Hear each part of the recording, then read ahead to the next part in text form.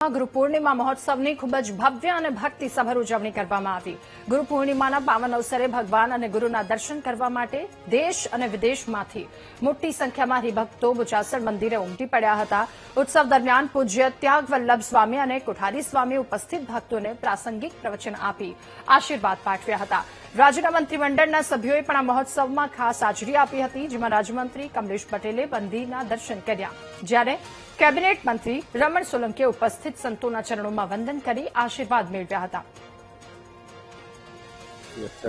સ્વામિનારાયણ સંસ્થાન બીએપીએસ સંસ્થાનનું કેન્દ્ર બોચાસણ મુકામે આજે ગુરુ મહિમાનો ધ્યાન અને સારંગપુરથી પરમ પૂજ્ય મહંત સ્વામીના આશીર્વાદ અહીંયા પ્રાપ્ત થવાના છે, ત્યારે આજરોજ બોચાસણ મંદિરે પણ ગુરુ મહિમા પરંપરાને યથાર્થ કરતા કેટલા મત વિસ્તારના અમારા બોચાસણ ગામે આજે ગુરુ ત્યાગ સ્વામી અને વેદજ્ઞ સ્વામીનો આશીર્વાદનો લાભ મળ્યો।